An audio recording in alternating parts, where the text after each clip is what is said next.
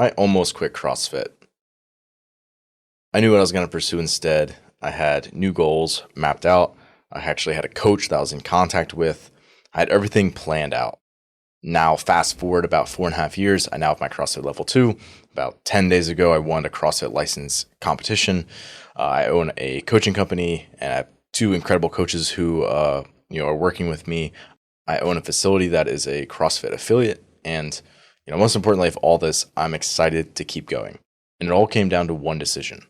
I decided to double down.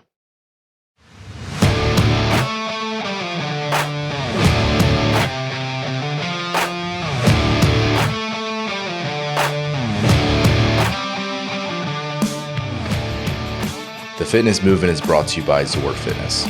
We offer coaching and individualized program design, as well as educational content for coaches and athletes. It's all at one place, zorfitness.com.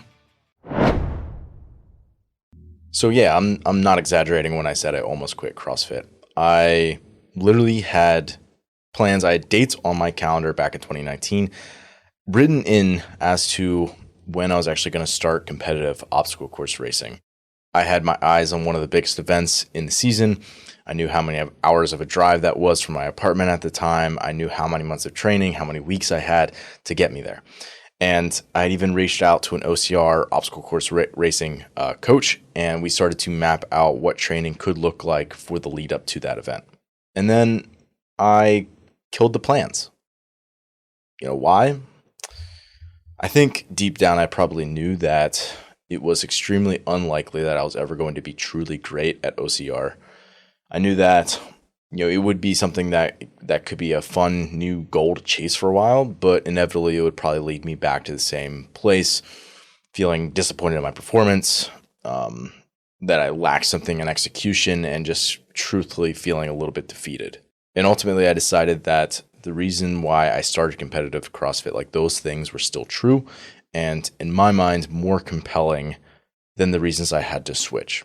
And I can get into what those things are in another day. That's not really the point here, but the important thing is that I didn't quit. And instead, I decided to double down. I began training more with better focus, better intention. I moved full-time into coaching. I invested to a deeper level on the education side of things. I started coaching other competitors, and later I formed an LLC. And since then, I have coached athletes from all over the United States, but also Canada, Australia, the Netherlands, Switzerland, Taiwan, Malaysia, Germany, Italy, Slovenia, and Spain. Then in 2022, I opened a 6,000 square foot facility here in our town, which since we've been open, which is a little bit less than a year as the recording of this podcast, I don't want to belittle it. Like, truthfully, we've helped hundreds of people reshape how they think and hold fitness in their mind as a priority.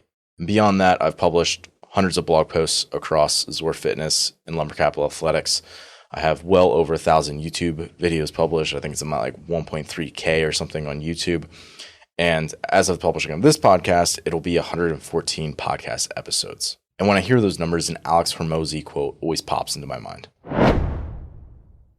You must pick a goal and do so much work that it would be unreasonable for you not to succeed. That if you were to look back, having done an amount of work, that it would be virtually impossible for you to fail. That you said, I did that. And I can promise you that if you do that level of work, that volume of activity over an extended period of time, without thinking you're smarter than you are, you will probably get there in half the time. But you have to start that first hour and not wait a decade to get there. So here's something you should know. This podcast is probably one of the few times where I don't have a short-term memory as it comes to my goals. Like, generally, I'm looking forward, and I orient myself to that way. And to me, the knowledge of those memories really only serves me if I can essentially use it as a tool to draw on, basically like a memory bank of like all the countless times that I've recommitted to the thing, the process of going about my goals. So no, I'm not a sponsored athlete. No, I don't get paid a salary from winning prize purses, or no, I don't make a living as a YouTuber. No, I haven't coached a CrossFit Games champion. But what I've done and what I will continue to do is to hunt down my very best.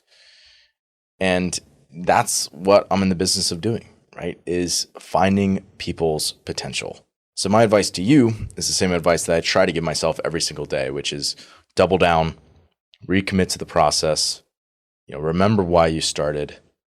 And frankly, like, remind yourself that if it was easy, that everybody would be doing it. And I think it can be helpful to kind of pull back the focal lens of like your grandiose dreams, like those super long-term goals, and rather just continue to stack wins. And that can be easier said than done, but just think of it as like continuing to put one foot in front of the other and just continuing to move forward in that manner. And that is why I am always reminding people, my members, my athletes, and myself, to stay the course. Thanks for listening today. If you're someone who just started listening to the show, I would encourage you to subscribe so you can stay up to date. If you're someone who's been listening for a while, I would encourage you to rate and review the show. And lastly, the best thing that you can do to support our work is also the best thing that you can do for your performance. And that is by hiring one of our coaches.